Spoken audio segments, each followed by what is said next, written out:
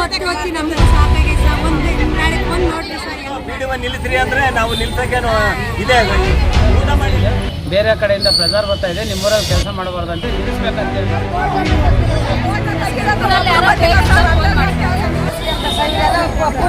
ನಮ್ಮೂರಲ್ಲ.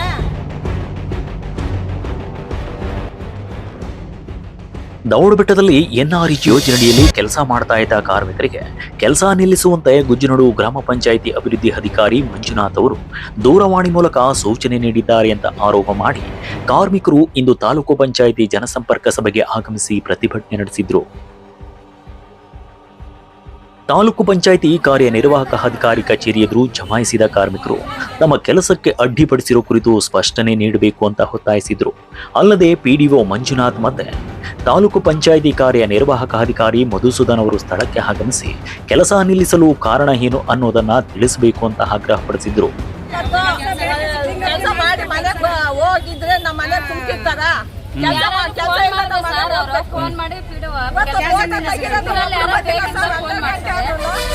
ಯಾವ ಪಂಚಾಯತ್ ಊಟ ಮಾಡಿಲ್ಲ ಅಣ್ಣ ಇನ್ನ ಯಾಕೆ ಯಾಕೆ ಯಾಕೆ ನಿಲ್ಸ ಅದು ಬರ್ಲಿಲ್ಲ ವೈ ಇಲ್ಲಿಗೆ ಯಾಕೆ ನಿಲ್ಲಿಸ್ರಿ ಎಂಬಕ್ಕೆ 8 ಮೆಂಟಲ್ಸ್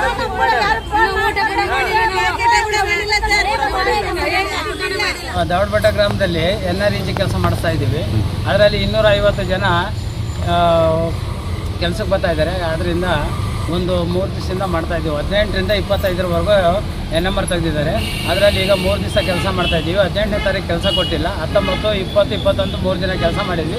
ಇವತ್ತು 22ನೇ ತಾರೀಕು ಕೆಲಸ ಮಾಡ್ತಾ ಇರ್ಬೇಕಾದ್ರೆ ಏಕಾಏಕಿ 8:15ಗೆ ಪಂಚಾಯತಿ PDO ಮಂಜು ಏನು ಮಾಡಿಬಿಟ್ರು, ಫೋನ್ ಮಾಡಿ ಕೆಲಸ ನಿಲ್ಲಿಸು ಅಂತ ಹೇಳಿದರು.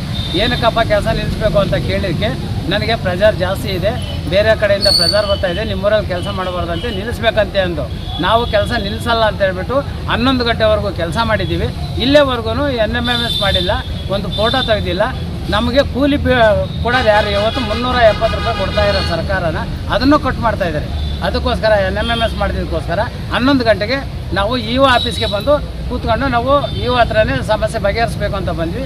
EO ಬಂದು ಹೇಳಿದ್ದಾರೆ, ಈಗ ನಿಮಗೆ ಇವತ್ತೇ NMMS ಮಾಡಿಸ್ತೀನಿ, ನಾಳೆಯಿಂದ ಕೆಲಸ ಮಾಡಿ, ಯಾವುದೇ ಕಾರಣಕ್ಕೂ ನಿಮ್ಮ ಕೆಲಸ ನಿಲ್ಲಲ್ಲ ಅಂತ ಭರವಸೆ ಕೊಟ್ಟಿದ್ದಾರೆ. ಅದರಿಂದ ನಾವು ಈಗ ಮತ್ತೆ ವಾಪಸ್ ಹೋಗ್ತಾ ಇದ್ದೀವಿ. ಪ್ರತಿಭಟನೆಯ ಹಿನ್ನೆಲೆಯಲ್ಲಿ ಸ್ಥಳಕ್ಕೆ ಆಗಮಿಸಿದ ತಾಲೂಕು ಪಂಚಾಯಿತಿ ಕಾರ್ಯನಿರ್ವಾಹಕ ಅಧಿಕಾರಿ ಮಧುಸೂದನ್ ಅವರು ಕಾರ್ಮಿಕರೊಂದಿಗೆ ಮಾತುಕತೆ ನಡೆಸಿದರು.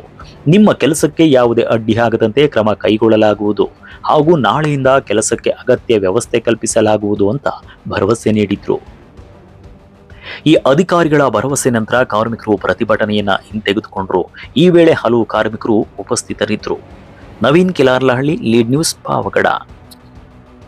ಇವಾಗ ಬೇರೆ ಯಾರಾದ್ರೂ ಫೋನ್ ಮಾಡ್ತಾರಲ್ಲ ಸರ್, ಕೆಲಸ ನಿಲ್ಲಿಸ್ರಿ ಅಂತ ಫೋನ್ ಮಾಡ್ತಾರೆ. ನೀವು ಕೆಲಸ ಮಾಡಿ, ಯಾವ್ದು ತಲೆ ಕೆಡಿಸ್ಕೊಬೇಡಿ, ಕೆಲಸ ಮಾಡಿ ಆಯ್ತಾ.